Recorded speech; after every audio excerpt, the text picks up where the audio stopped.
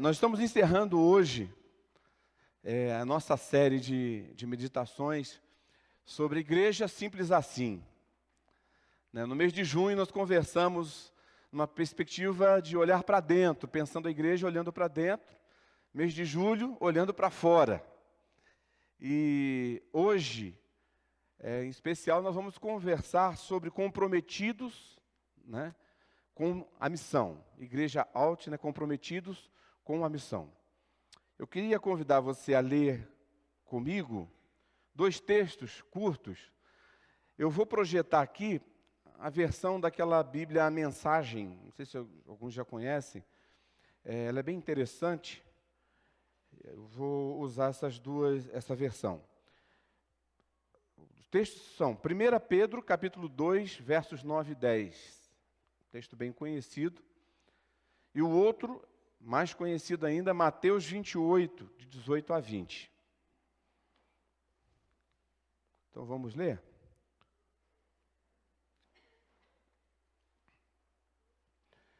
É 1 Pedro, capítulo 2, 9 e 10. Diz assim: Mas vocês são escolhidos de Deus, escolhidos para a alta vocação do trabalho sacerdotal e para serem um povo santo.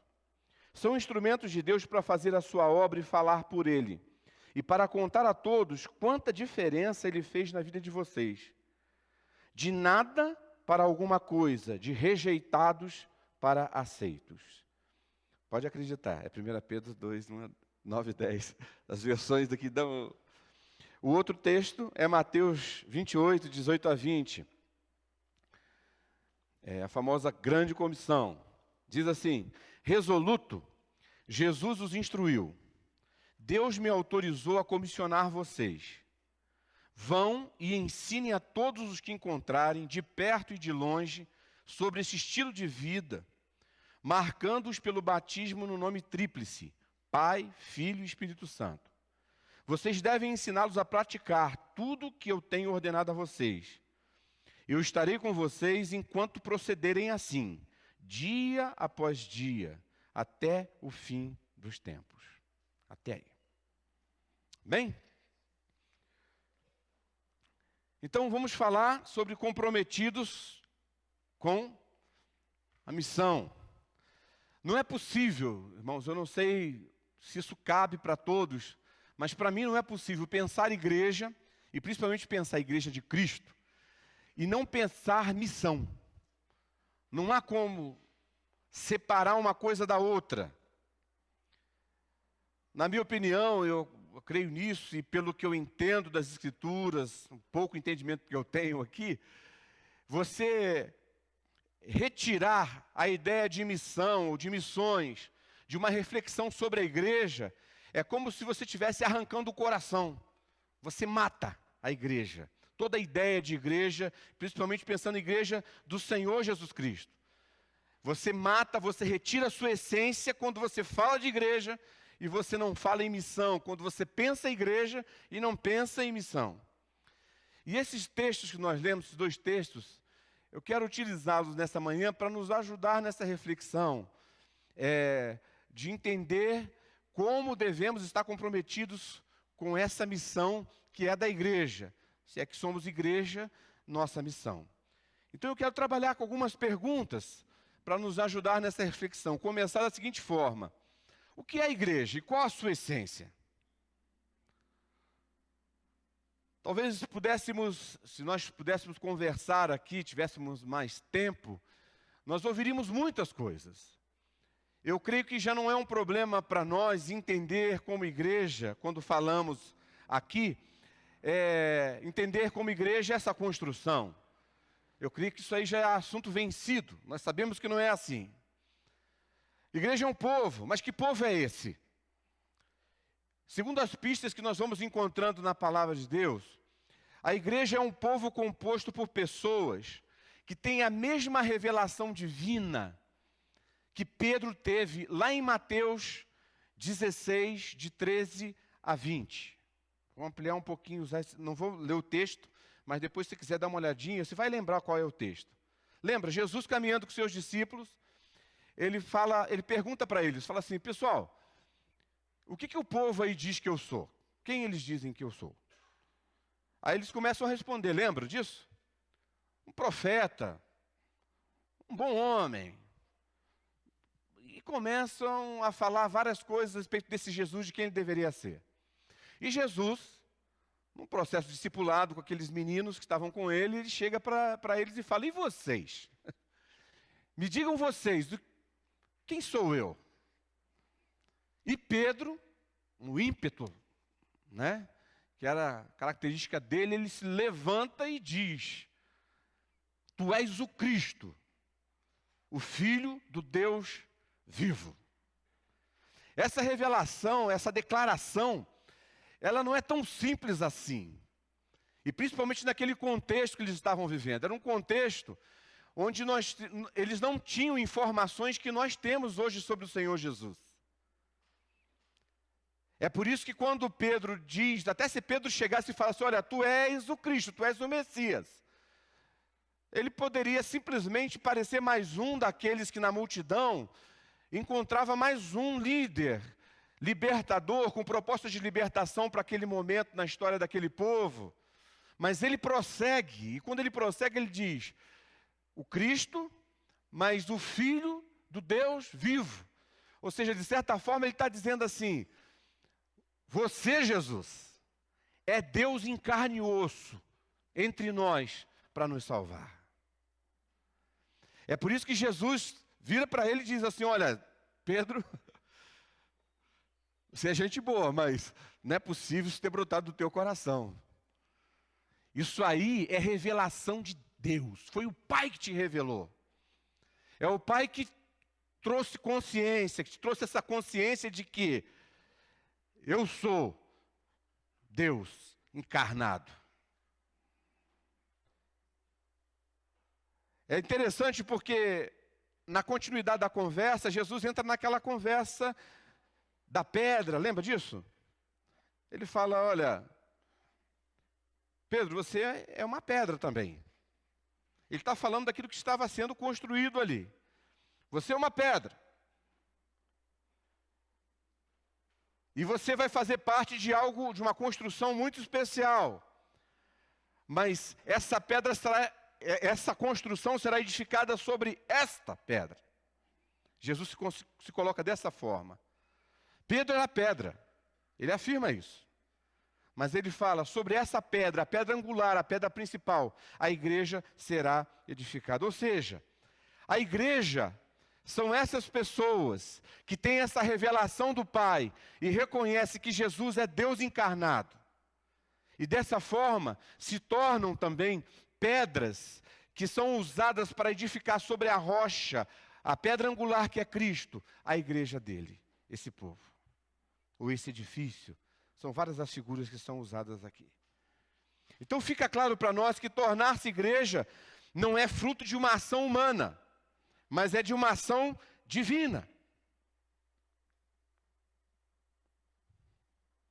Tudo bem até aí? Então, entendido essa questão do que é a igreja, voltamos aqui ao texto de Pedro. No texto de Pedro, ele não consegue dissociar a definição de igreja da sua tarefa.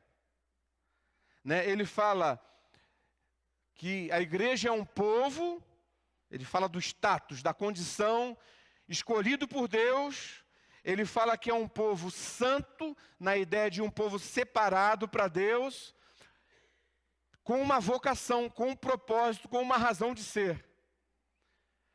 Então você não tem como definir igreja sem pensar no propósito da igreja. Não tem como você definir igreja sem pensar na missão.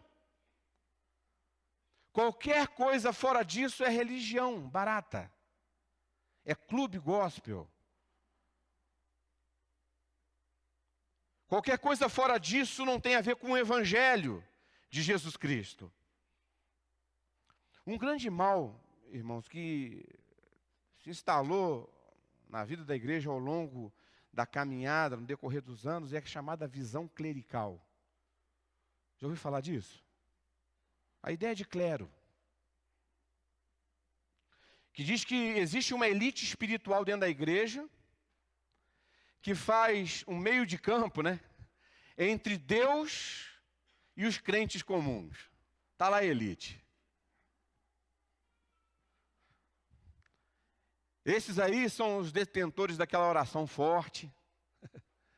A unção deles é diferenciada, até a entonação de voz. São aqueles que realmente Deus ouve. Eu já ouvi isso. Pastor, ora por mim porque a sua oração Deus ouve. Meu Deus do céu. Meu Deus do céu. Isso é mentira.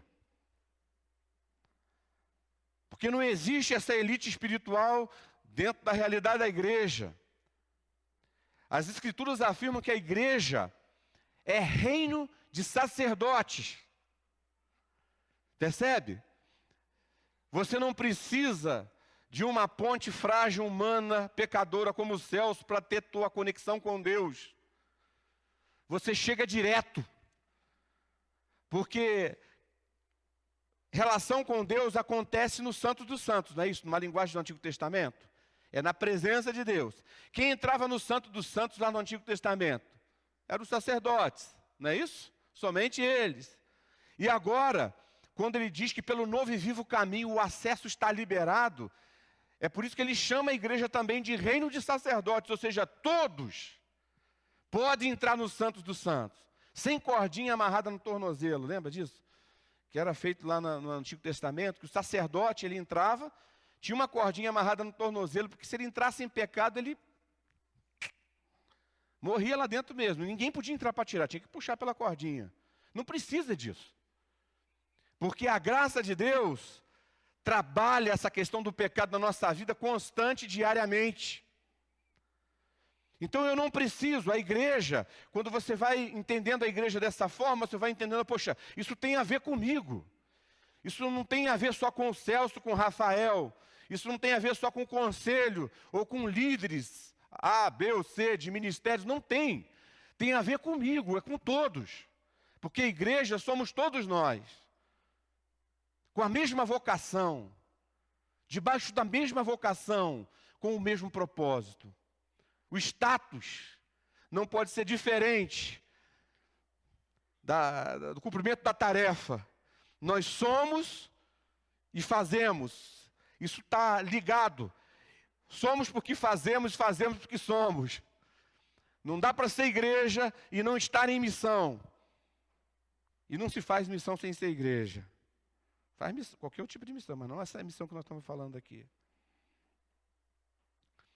Essa visão errada, ela, além de despertar sentimentos errados relacionados a poder, né, porque acontece isso, né, quando você tem essa visão de uma elite espiritual, de um grupo diferenciado, aí começa, né, quem é do grupo se sente o cara ou a cara, né, eu posso. Aí favorece o autoritarismo, essa coisa de projeção pessoal e tantos outros males. Mas o pior de todos é que rouba de muitos o privilégio do cumprimento da missão, que é de todos, não é de alguns, é de todos. Esse tipo de visão limita a ação da igreja. Porque a tarefa acaba sendo atribuída somente a alguns.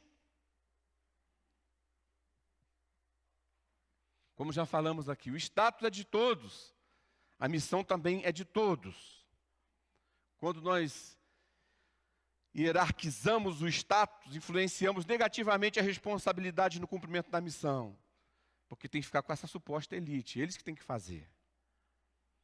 Então deve ficar claro para nós que a igreja do Senhor, a igreja, ela é esse povo formado por pessoas que tiveram o discernimento, a revelação de Pedro, dada pelo Senhor, que Jesus vem em carne aqui nessa terra para a nossa salvação.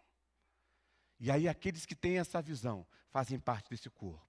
E nesse corpo, ou nesse edifício, ninguém é melhor do que ninguém. Só tem uma pedra angular, é Cristo. Se for usar a metáfora do edifício, se for usar a metáfora do corpo, só tem uma cabeça, é Cristo. Nós somos todos sacerdotes, sacerdotisas do Senhor, com uma missão. Então deve ficar claro para nós que a igreja de Cristo é um povo que existe com um propósito. Tem um propósito, tem uma missão. O texto lá de Pedro, no verso 9, ele diz que nós somos povo santo, reino de sacerdote, a fim de. Ou seja, tem um propósito. Aí vamos para a segunda pergunta aqui. Então, para que serve a igreja? Qual o propósito da existência da igreja? Vamos começar pelos nãos. Com certeza, o propósito da igreja não é chegar a ser grande numericamente. A igreja não existe para crescer e se tornar uma mega instituição. Pode crescer? Pode. Se cresce de forma saudável através de discipulado, evangelização, muito bem. Mas se incha só com atrativos de entretenimento, já não serve. O propósito da igreja não é se tornar rica financeiramente. Meu Deus do céu. Não é propósito da igreja ficar rica. Não é propósito da igreja ser politicamente poderosa, para ter voz, influência aqui e acolá. Não é. A igreja não existe para isso. A igreja existe, o principal propósito, o principal propósito da igreja é encarnar os valores do reino de Deus. Estão descritos aqui na palavra de Deus. E testemunhar do amor e da justiça que são revelados em Jesus Cristo. Esse testemunho que visa a transformação da vida humana, em todas as suas dimensões, em todas as suas áreas. Seja no aspecto pessoal, seja no aspecto coletivo, comunitário, não importa. Esse é o propósito da igreja. A gente deve ficar preocupado de você começar a pensar em igreja comprar banco.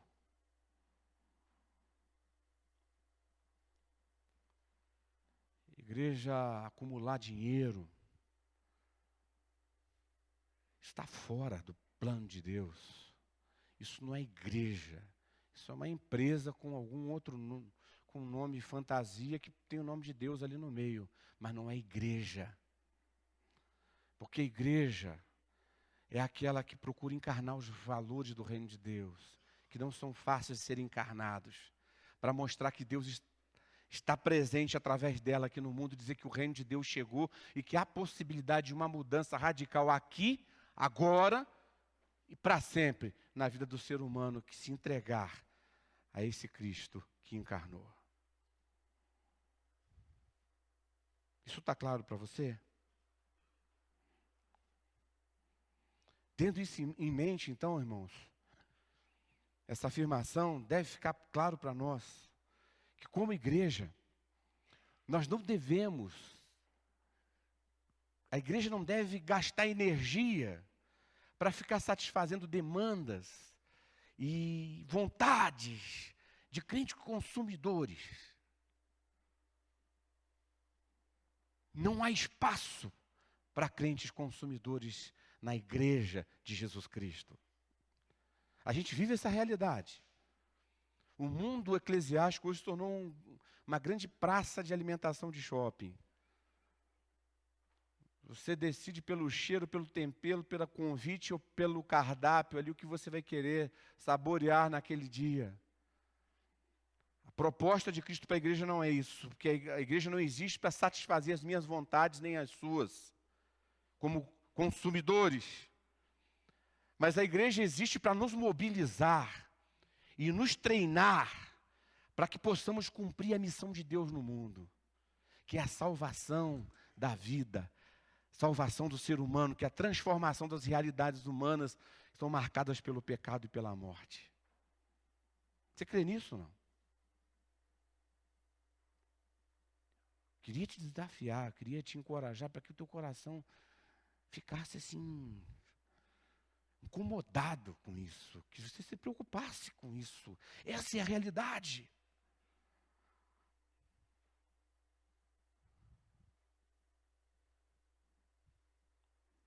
Outra questão a respeito da igreja e missão é que a grande comissão não é um mandato evangelístico apenas preocupado com a conversão de indivíduos e plantação de igreja. É muito mais que isso. Na verdade, é um chamado de Deus para formar homens e mulheres que reconheçam o senhorio universal de Cristo. As pessoas precisam saber, e é através da igreja que vão saber, que Jesus é Senhor sobre todas as coisas, queiram ou não. Mas talvez sabendo disso, que o adorem, e que além de adorá-lo também, sejam integrados ao povo de Deus, para cumprir esse mandato de Jesus que envolve todos os segmentos da vida humana. Lembrando aquela proposta lá do Pacto de Lausanne, o Evangelho todo, lembra disso? Para o homem todo, em todo lugar. Para isso nós precisamos então eliminar das nossas vidas argumentos que funcionam como velhas desculpas.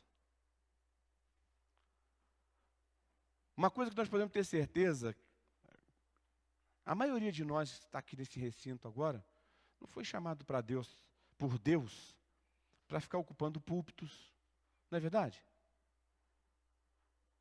Para coordenar conferências evangelísticas, ações missionárias, é verdade ou não? Talvez a maioria de nós não tenha sido chamado para isso. Mas com toda certeza, todos nós fomos chamados por Cristo para levar sua mensagem ao mundo. Todos, sem exceção. Porque levar a mensagem de Cristo ao mundo não precisa de púlpito. Aliás, às vezes o púlpito atrapalha. Não precisa de grandes projetos. Só precisa de vida disponível.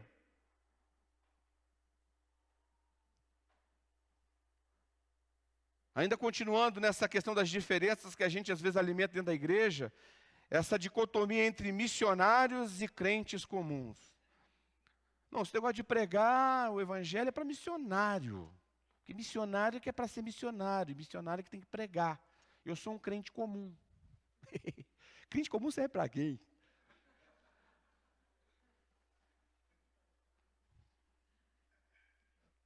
Sei lá. Não tem utilidade.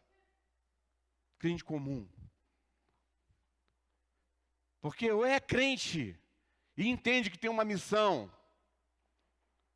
ou então não é. É religioso. O cumprimento da missão pode ou não envolver esse atravessar os mares, gente. Ter essa dimensão transcultural, mas envolve principalmente o cruzamento da fronteira daquilo que é fé e daquilo que não é fé. Para que o Evangelho de Cristo possa produzir, ali onde não há fé, ele possa produzir a fé necessária para a salvação. Isso pode acontecer no Sudão do Sul. Isso pode acontecer no Líbano. Isso pode acontecer em São Paulo. Isso pode acontecer no Ipiranga. Isso pode acontecer no centro comercial onde você trabalha, no consultório onde você clinica. Isso pode acontecer na sala de aula da sua faculdade. Ou seja, cumprir a missão é transpor essa barreira daquilo que é fé, daquilo que não é fé. Se é assim, ninguém está isento. O Guilherme e a Marina não são mais especiais do que nós. Eles têm um chamado específico. E a responsabilidade que pesa sobre eles, pesa sobre nós. Não só no sentido de segurar a corda do lado de cá, essa também. Mas pesa sobre nós a responsabilidade aqui, ali onde você se relaciona com pessoas, ali onde você, que diz ter fé, se relaciona com um ambiente onde não há fé, de levar esse evangelho que produz a fé e transforme aqui como tem que ser lá também.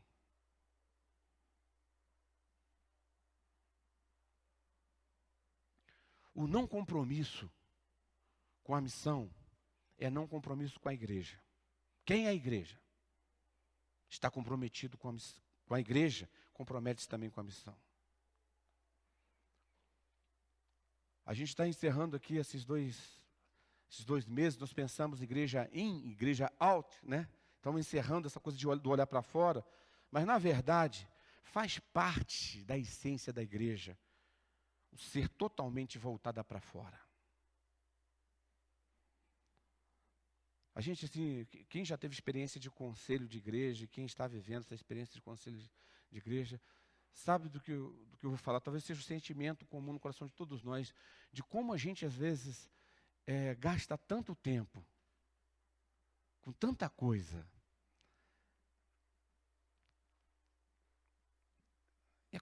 Tudo bem, a gente pode até dizer, prédio, precisa ter, né? Precisa ter alguém que... Mas a gente às vezes é tanta energia em coisas que não são essenciais. E às vezes aquilo que é essencial a gente acaba não conseguindo alcançar. É o prédio, é responder para a prefeitura as coisas têm que ser respondidas, as mudanças têm que fazer. É tanta coisa, tanta coisa.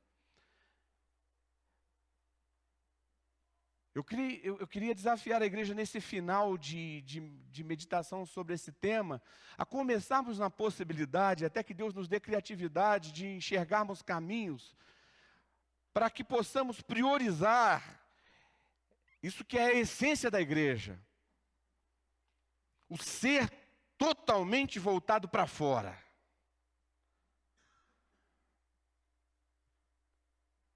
Talvez, ousando em passos como esse, a gente até chegue à conclusão que algumas coisas que a gente tem que manter hoje são desnecessárias.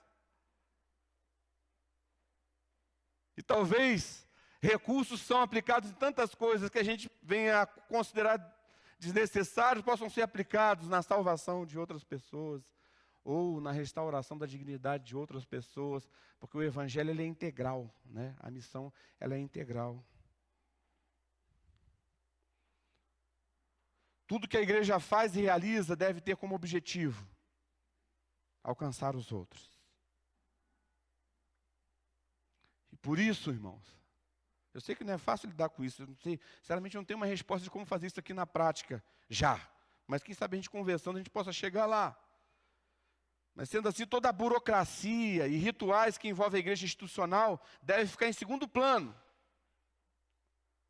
E a prioridade deve ser o esforço por contextualizar o evangelho na sociedade, na cultura. A prioridade deve ser, talvez, trabalharmos para que cada membro desta igreja viva e proclame o evangelho onde ele está plantado, no meio onde ele vive. É desse compromisso com esse tipo de missão que nós estamos falando, irmãos. Mas vamos ficar por aqui. Eu queria só, pelo menos, provocar vocês nessa manhã. Para concluir, eu queria repetir o texto que eu li no início. Mas antes de repetir os dois textos, no meio da teologia, da missiologia, hoje tem se discutido muito a ideia de igreja sobre ser missional e igreja missionária, né? Até estabelecendo uma diferença a respeito disso. E alguns até ousam colocar que a igreja missionária é aquela que está comprometida com a tarefa. Mas a igreja missional é aquela que está comprometida com a essência. Ela não está só preocupada com o aspecto transcultural, que é inegociável.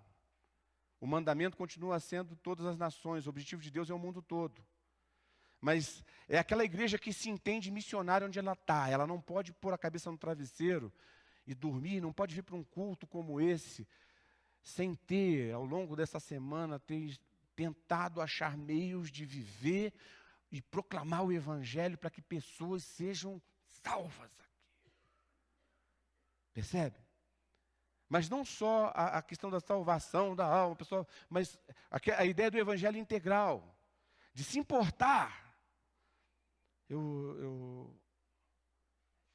Hoje, essa semana, eu fui, assim, tocado, né, por uma atitude do meu filho. Ele saiu para fazer o tradicional passeio com o cachorrinho, com o Magu, uma figura, aquele cachorro. Aí saiu, fez o passeio dele, aí ele voltou. Pai, posso pegar umas coisas minhas aqui? Falei, que coisa? Aquele agasalho, aquela calça, aquela coisa. Mas por quê? Aí ele me chamou na sacada assim, do prédio para olhar. Tinha um rapaz dormindo, um senhor, dormindo debaixo do banco da parada de ônibus. Isso foi naquela terça ou quarta-feira, que foram os dias ali bem...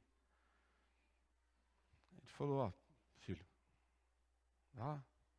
Ele pegou as roupas, pegou comida, foi lá, vasculhou o que tinha de comida, desceu.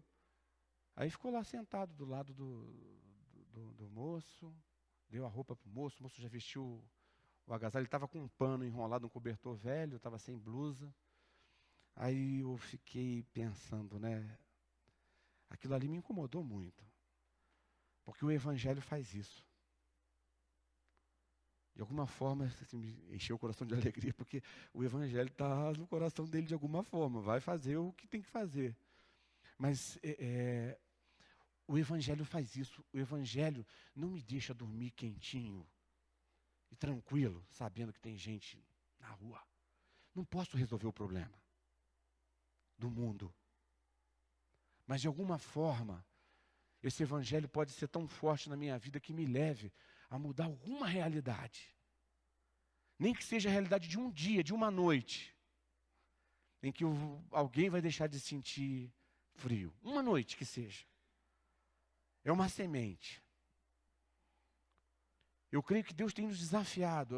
Quando eu penso nessa questão de igreja missional, que tem sido muito falado, eu não penso tanto na questão de conceitos, mas eu penso mais, talvez, na maturidade que Deus tem trazido à igreja dele. De olhar para a essência, é o seguinte, a igreja é missionária na sua essência. Nós estamos aqui para isso, para servir ao mundo com esse Evangelho de Jesus Cristo, falando e vivendo, principalmente vivendo. É um desafio? É desafio, claro que é. Mas essa é a nossa vocação. Nós não podemos negociar isso. Então eu quero só terminar repetindo 1 Pedro 2, 9 a 10. Mas vocês são os escolhidos de Deus, escolhidos para a alta vocação do trabalho sacerdotal e para ser um povo santo. São instrumentos de Deus para fazer sua obra e falar por Ele. E para contar a todos quanta diferença Ele faz na vida de vocês. De nada para alguma coisa, de rejeitados para aceitos. E também o texto de Mateus 28, 18 a 20. Resoluto, Jesus os instruiu. Deus me autorizou a comissionar vocês.